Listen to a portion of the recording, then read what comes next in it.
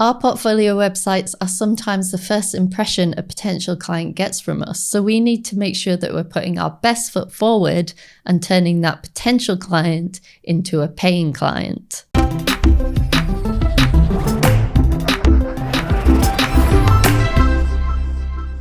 Today, I'm going to be reviewing some of our students' portfolios from Client Quest. I'm going to give you my first initial impression, and then they're going to go away, make some changes, and we're going to talk about the changes they made and also help you and give you some tips and advice to improve your portfolio. But before we jump into this video, do make sure you download our free portfolio checklist, which you can find in the link below in the description. And this will help you to make sure you're not making any silly mistakes on your portfolio that might be costing you clients. So we're looking at Ashleigh Robertson's portfolio. I like that it looks kind of striking with the orange. I think that's really interesting. I'm not sure about this portfolio. I feel like it should be your logo, Ashleigh, or something like that. And potentially you might want to show some of your work behind here, but let me see what this is. Let me show you how I turn those static images into jaw-dropping, eye-popping, heart-stopping motion. I kind of like that. I mean, it feels like a little bit too long, potentially, that sentence. I kind of like jaw-dropping, eye-popping, heart-stopping. It shows that you're passionate. So, you know, I'm liking that. I'm enjoying it. Let's work together.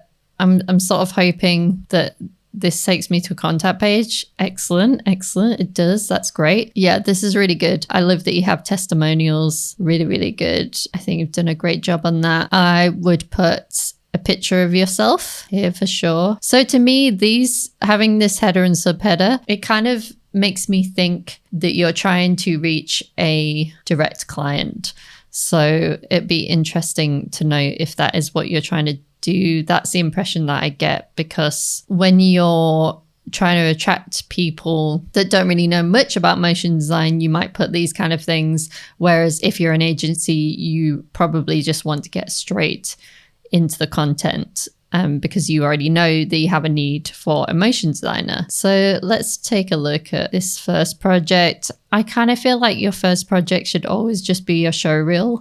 So that's potentially something to consider. I really like the illustration in this. It's really nice. I think showing behind the scenes of your work is great to show process to the client, to show how you work. So this is really, really nice, really good. I like that you've put a little bit about the brief here as well.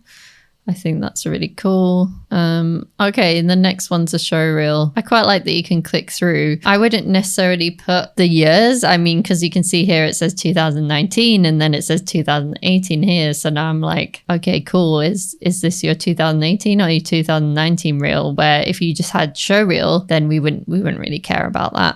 Also, I'd be aware that these, when you scroll, it's kind of going behind the menu bar, which maybe you might want to fix as well. So let's take a look at another different project. I like this logo animation. I think it's nice.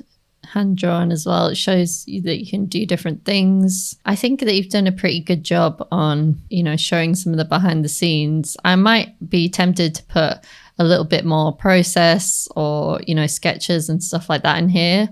Also, it'd be great if you could show any results that you gave the client. So, you know, if they made more sales by having this logo and things like that. Doodles is nice. I guess this is just little pieces of work. Potentially, this looks like a 36 days of type. I would maybe put that into one project somewhere else. But yeah, I like the little doodles. It shows different things that you can do. And this is really nice illustration. I like that you've called your blog a drop in motion. I think that's really cool. But it looks like you only have one blog. So yeah, I'd like to see you doing a bit more of that.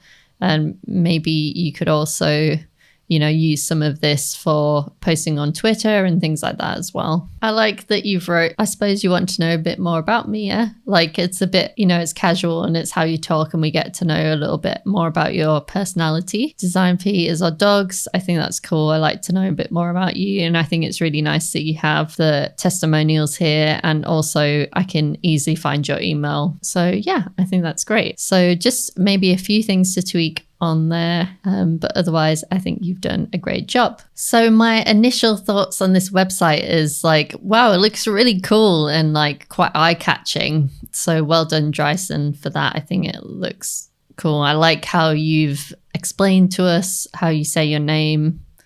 I like that it's kind of has like a definition of you. I think this is really nice. I really like this. It looks kind of different. It says a lot about your personality. And then you've got the demo reel. I think it's great that you've put the credits here, you know, and what you did. So let's just have a look around. Is it easy to contact you? Yeah, so I think it's really good that you have your Gmail really clear. Looks like I can easily copy and paste it. It's here too. And you've got a contact form. I think having both is really good because some people prefer to, you know, contact people through a contact form, and some people just really want to quickly copy and paste your email. So I always think it's good to have both. I don't know whether it's just my screen, but it looks a little funny having the contact just below. I'd be tempted to maybe either have these all under here or have the contact over here. The contact is usually in the top right. That's where people usually put their call to action. So potentially you want to think about putting it over there. So let's just go to about me. I think this is really sweet. I love that you've got a picture of you and your family. I think that's amazing. People are going to relate to that. So that is really, really good. Well done. I'm not going to read this in detail, but from what I can see here, put what you can do. You put a bit about your personality in there. So I think that's really cool. So I can see that you do video editing and motion graphics. So I think that's okay. If you want to continue to do video editing and motion graphics, then definitely have them both on there. I know that some people sometimes are thinking, well, I do video editing, but really I just want to be a motion designer. Then I would probably say to those people, potentially you could lose the video editing from your website and you'll probably still get asked back for those jobs, but then you're mainly promoting motion design to everyone and that's what you want to do. So I think this is good. I would actually put, it doesn't look like you've got it, but I would put your reel at the top of the motion design section as well, because that's where I would expect to find it. I think it's really nice that you've got some behind the scenes in there. So well done for that. A little bit about it. Potentially, it would be nice if you had any like sketches, things like that. Also, any results that the client got. I know that sometimes it can be difficult if you are not privy to those results, you're working with an agency and things like that. But if you can get like how many sales they got from you doing a video or something like that, I think that's always really good. And also you might want to include some testimonials in some of your case studies as well. But I think overall, I really like it. Potentially you can move these down to the bottom as well, have them in the footer, and then that will just give you a little bit more space up top for some different things. But yeah, I think it looks great. So now I want to go through some of the updates that the students made and give you some of my top tips for your portfolio. So the first tip is make sure that your show reel is easy to find and that is front and center.